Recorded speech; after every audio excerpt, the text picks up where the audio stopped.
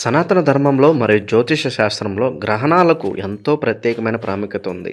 మన పెద్దలు, పండితులు గ్రహణ సమయాన్ని అత్యంత కీలకమైనదిగా మరియు ముఖ్యమైనదిగా భావిస్తారు. ఆకాశంలో జరిగే ఈ మార్పులు మనిషి జీవితం మీద, రాసుల మీద, నక్షత్రాల మీద చాలా బలమైన ప్రభావాన్ని చూపిస్తాయని మన జ్యోతిష శాస్త్రం స్పష్టం చేస్తుంది. ముఖ్యంగా ఈ 2026వ సంవత్సరం మార్చి 3వ తేదీన రాబోతున్న చంద్రగ్రహణం గురించి ప్రతి ఒక్కరూ తెలుసుకోవాల్సిన జ్యోతిష విషయాలు ఎన్నో ఉన్నాయి. ఈ గ్రహణం పూర్తిగా జ్యోతిషపరంగా చూసుకుంటే ఎన్నో విశేషాలను తనలో దాచుకుంది.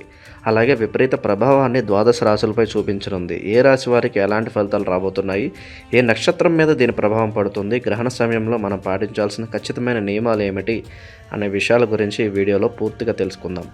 ముందుగా ఈ గ్రహణం ఏ రోజున ఏ తిథిలో వస్తుందో పంచాంగం ప్రకారం తెలుసుకుందాం. ఈ సంవత్సరంలో ఫాల్గుణ మాసం ఎంతో పవిత్రమైనది. అందులోనూ ఫాల్గుణ పౌర్ణమి రోజున ఈ చంద్రగ్రహణం సంభవిస్తుంది. పౌర్ణమి అంటేనే నిండు చంద్రుడు.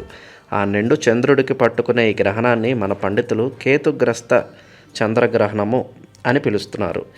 ఈ పేరు వెనుక ఒక పెద్ద జ్యోతిష్య అర్థం దాగి ఉంది. కేతుగ్రస్త అంటే కేతు అనే ఛాయాగ్రహం అని మన పురాణాలు స్పష్టం చేస్తున్నాయి.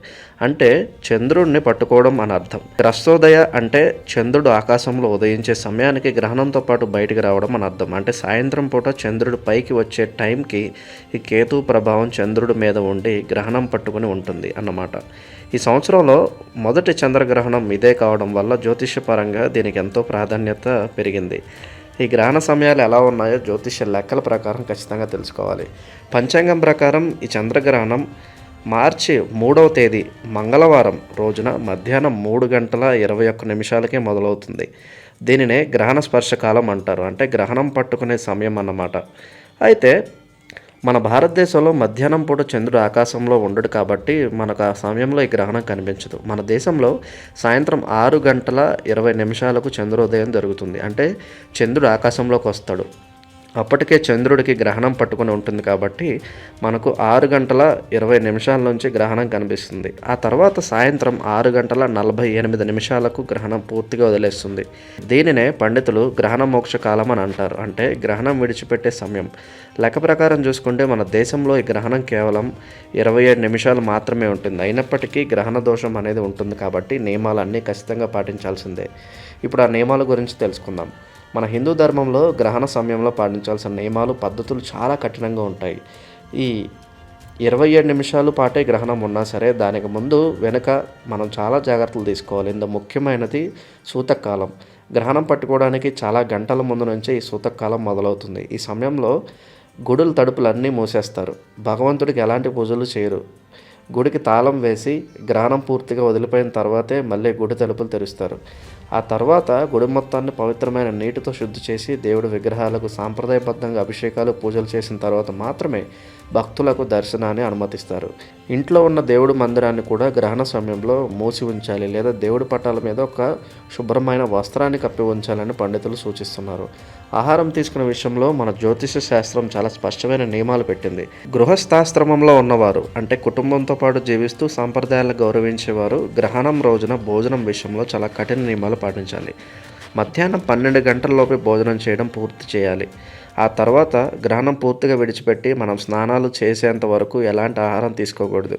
కనీసం మంచినీళ్ళు కూడా తాగకూడదు అని పెద్దలు చెప్తుంటారు. గ్రహణ సమయంలో వాతావరణంలో నెగిటివ్ ఎనర్జీ ఎక్కువగా ఉంటుంది.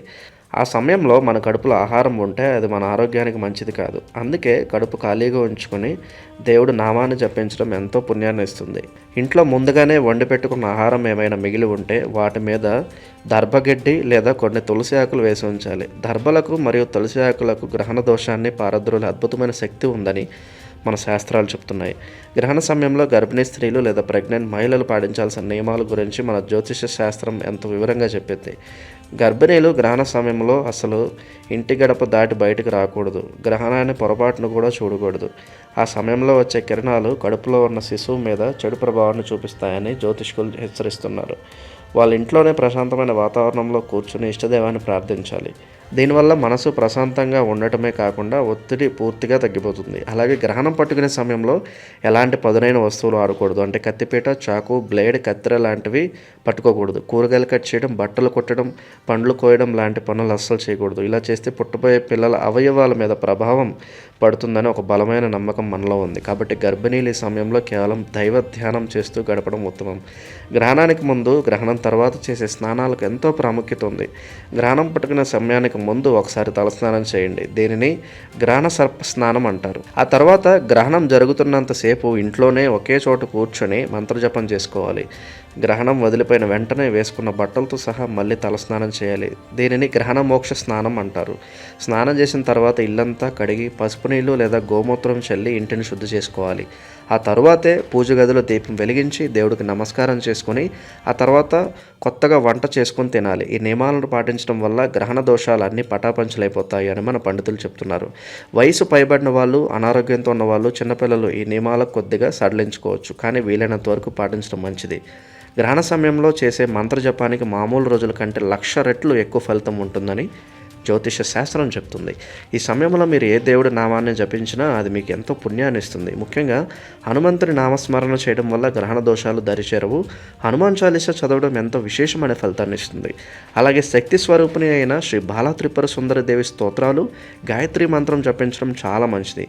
గాయత్రీదేవి మంత్రాన్ని మనసులో ఎన్నిసార్లు జపిస్తే అంత పాజిటివ్ ఎనర్జీ వస్తుంది. అలాగే అన్నపూర్ణాదేవి అష్టోత్తరం చదువుకోవడం కూడా ఈ సమయంలో అద్భుతమైన ఫలితాన్ని ఇస్తుంది. ఎవరికి ఏ దేవుడు ఇష్టమో ఆ దేవుడి మంత్రాన్ని ప్రశాంతంగా కూర్చొని జపించడం వల్ల గ్రహణ సమయంలో వచ్చే నెగిటివ్ ఎనర్జీ మన దరిదాపుల్లో కూడా రాదు. ఇక జ్యోతిష శాస్త్రం ప్రకారం రాశి ఫలాల గురించి వివరంగా మాట్లాడుకుందాం. ఆకాశంలో జరిగే ఈ గ్రహణ ఘట్టం ప్రతి రాశి మీద తన ప్రభావాన్ని చూపిస్తుంది. ఈ మార్చి 3వ తేదీన వచ్చే గ్రహణం పుబ్బా నక్షత్రంలో సంభవిస్తుంది. పుబ్బా నక్షత్రం సింహరాశికి సంబంధించినది. అంటే ఈ గ్రహణం సింహరాశిలో పడుతుందన్నమాట. కాబట్టి జ్యోతిష్యుల లెక్కల ప్రకారం ఈ గ్రహణం వల్ల సింహరాశి వారికి కొద్దిగా ప్రతికూల ఫలితాలు వచ్చే అవకాశం ఉంది. సింహరాశి వారు ఈ గ్రహణాన్ని పొరపాటును కూడా నేరుగా కళ్ళతో చూడకూడదు అని పండితులు గట్టిగా హెచ్చరిస్తున్నారు. ఈ రాశి వారు ఈ సమయంలో కొంచెం జాగ్రత్తగా ఉండాలి. అనవసరమైన టెన్షన్లు పెట్టుకోకూడదు. ముఖ్యమైన నిర్ణయాలు ఈ రోజున తీసుకోపోవడం మంచిది. ఆరోగ్య విషయంలో కూడా శ్రద్ధ వహించాలి. కోపాన్ని తగ్గించుకుని ప్రశాంతంగా ఉండటానికి ప్రయత్నించాలి. ఒత్తిడి పెరిగే అవకాశం ఉంది కాబట్టి దానికి సంబంధించిన జాగ్రత్తలు తీసుకోవాల్సిన అవసరం ఉంది. సింహరాశితో పాటు మరికొన్ని రాశుల మీద కూడా ఈ గ్రహణ ప్రభావం పడుతుంది. కర్కాటక రాశి, మకర రాశి మరియు కుంభరాశి వారికి గ్రహణం వల్ల కొద్దిగా ఇబ్బందులు ఎదురయ్యే అవకాశాలు ఉన్నాయి. కర్కాటక రాశి వారి డబ్బుల విషయంలో జాగ్రత్తగా ఉండాలి. ఎవరికైనా అప్పులు ఇవ్వడం లాంటివి ఈ సమయంలో చేయకూడదు. అలాగే మకర రాశి వారు ఆఫీస్లో కానీ పనుల్లో కానీ కొంచెం ఆటంకాలు ఎదుర్కోవాల్సి రావచ్చు. వాళ్ళు చేసే పనుల్లో డిలే అవ్వడం లాంటివి జరుగుతాయి. ఇక కుంభరాశి వారు కుటుంబ సభ్యులతో మాట్లాడేటప్పుడు కొంచెం మార్చి తూచి మాట్లాడాలి. చిన్న చిన్న మాటలకే గొడవలు వచ్చే అవకాశం ఉంటుంది కాబట్టి సంయమనం పాటించాలి. అయితే ఈ రాశుల వారు దీని గురించి ఎక్కువగా భయపడాల్సిన అవసరం లేదు. జ్యోతిష శాస్త్రం సమస్యను చెప్పడంతో పాటు దానికి అద్భుతమైన పరిష్కారాలను కూడా చూపిస్తుంది. ఈ రాశుల వారు అలాగే గ్రహణ దోషం పోవాలనుకునేవారు గ్రహణం వదిలిన మరుసటి రోజు కొన్ని పరిహారాలు చేసుకుంటే మంచి ఫలితాలు పొందవచ్చు. మరుసటి రోజు ఉదయాన్నే లేచి తలస్నానం చేసి దగ్గరలో ఉన్న శివాలయానికి వెళ్ళాలి. శివుడికి మారేడు దళాలతో పూజ చేయించడం, రుద్రాభిషేకం చేయించడం వల్ల గ్రహణ దోషాలన్నీ తొలగిపోతాయి. నవగ్రహాల చుట్టూ ప్రదక్షిణలు చేయాలి. అలాగే ఆంజనేయ స్వామి గుడికి వెళ్ళి తమలపాకుల పూజ చేయించడం కూడా ఎంతో మంచిది. దాన ధర్మాలు చేయడం వల్ల గ్రహణ దోషం చాలా తొందరగా పోతుంది. పేదవాళ్ళకు బియ్యం, కందిపప్పు లేదా బట్టలు దానం చేయాలి. నల్ల నువ్వులు లేదా మినపప్పు దానం చేయడం వల్ల రాహుకేతువుల ప్రభావం తగ్గిపోతుంది. గోమాతకు పచ్చిగడ్డి తినిపించడం కూడా ఒక అద్భుతమైన పరిహారం. ఇలా భక్తి శ్రద్ధలతో ఈ పరిహారాలు చేసుకుంటే ఏ రాశి వారికైనా సరే గ్రహణ దోషం అంటదు. మొత్తంగా చూసుకుంటే గ్రహణం అనేది మన హిందూ ధర్మంలో ఒక ముఖ్యమైన ఘట్టం. మన పెద్దలు చెప్పిన ఈ విషయాలు అన్నీ మనిషి జీవితాన్ని ఒక క్రమ పద్ధతిలో ఉంచడానికి, ఆధ్యాత్మిక చింతన పెంచడానికి ఉపయోగపడతాయి. మంత్రజపం చేయడం వల్ల మానసిక ప్రశాంతత లభిస్తుంది. దాన ధర్మాలు చేయడం వల్ల తోటివారికి సహాయం చేసిన పుణ్యం దక్కుతుంది. కాబట్టి ఈ మార్చి 3వ తేదీన వచ్చే కేతుగ్రస్త చంద్రగ్రహణం సమయంలో మన సంప్రదాయాలను గౌరవిస్తూ పండితులు చెప్పిన నియమాలను పాటిస్తూ దైవచింతనతో గడుపుతాం. ముఖ్యంగా ఆయా రాసుల వారు తగిన జాగ్రత్తలు తీసుకుని చిన్న చిన్న పరిహారాలు చేయడంతో పాటు దైవ ప్రార్థనలు చేయడం ద్వారా అంతా మంచి జరుగుతుంది. ఈ వీడియో మీకు నచ్చినట్లయితే లైక్ చేయండి, షేర్ చేయండి. ఇలాంటి మరిన్ని వీడియోల కోసం ఛానల్ సబ్స్క్రైబ్ చేసుకోండి. సర్వేజన సుఖినో భవంతు.